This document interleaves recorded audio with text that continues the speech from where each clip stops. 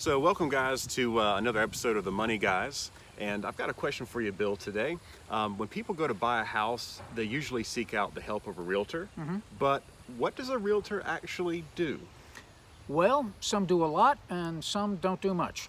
Okay. But the real things that a realtor should do, there's really three things any good realtor should do for you. One is to be your consultant. They're your person to help guide you through the process and to advise you on different areas and Yeah, because the buying possibilities processes. are they're much endless. Yeah. They're just endless. And the second thing would probably be that the realtor should be your negotiator. The most powerful thing they want to do for you is negotiate for you, get you the best possible deal they can get you. Right. All right. In other words, treat your money like it's my money when it comes to buying a house, because it's the biggest investment you're probably ever going to make. So I don't have to, as a potential buyer, have to keep bugging the seller. The realtor kind of knows what to offer and they keep that communication going? Yeah, well, any good realtor is going to check the comps in the area to make sure you're not paying too much for the house. I'm in a process with that right now. I'm working with a guy up in New York. He's looking at a house over in Nocatee, and the seller just overpriced the house too much. Sure. They paid too much for it a year and a half ago, and they're trying to get what they paid for it plus, you know, what they think the market went up, and it just doesn't work. Right. My buyer wants the house, but he's not going to pay through the nose for it. So it's my job to advise him of that. So that's what I mean by, you know, be the negotiator. All right. And so we're probably going to move on and find another house because this seller doesn't seem to want to negotiate. Well, and they'll get there eventually when they don't sell the house. And that's valuable because if you're a potential buyer, you just don't have that kind of time to constantly tie up in that. Well, not only that, if you're coming from New York and you're buying a house in Florida, they're much cheaper here than they are up there. Sure. So it's like, it's not apples to apples that he's comparing. Right.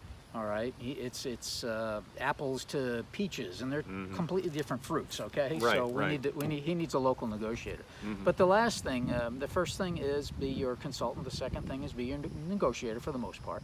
But the third thing is that the realtor oversees all the transactional details. Right. And believe me, there's hundreds of them. There's about 50 people or so involved in the sale of a property. Wow. I mean, it's not just the realtor. You've got the loan officer, you've got a processor, you've got home inspectors, you've got pest inspectors, and a whole bunch of other people that work for them that you're dealing with. Right. So I'm on the phone almost constantly once a deal gets going, talking to somebody about something about each deal. Just trying to keep it moving. Keep it moving, answering questions, getting documents, stuff like that, you know.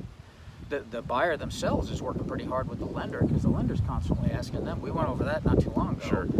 Asking them for documents and whatnot. But that's pretty much it. You want a realtor that's going to be your consultant, advise you honestly and truthfully, and most will. I mean, you know, it's like any business. There's a few bad apples out there, but most people are good. Sure.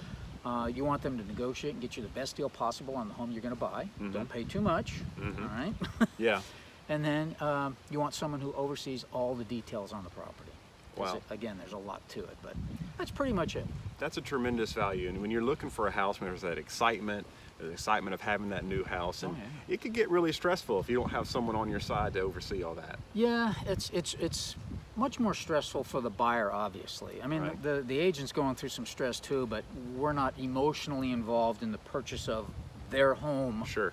Because it's their home. It's not ours. We're facilitating the transaction. Sure, sure. Hey, and there's nothing wrong that you have a financial interest in it because obviously that's what you do. So you want to see it work out for the client as well. I mean, the guy that sells you the car has a financial interest. The guy that sells you your groceries has a financial interest. Exactly. The guy that sells you your gas has a financial interest. Exactly. Welcome to America. Welcome to the world. It's like that everywhere, one way or the other. Yeah. But that's pretty much what we do. And I don't know what to add to that, other than I think that pretty much covers it. That's awesome. Well, I know that's enough for me to want to make sure I'm dealing with a professional. Hey, probably you. That'll work. That'll work. All right, guys, so we'll see you next time for the next video. All right. Bye-bye.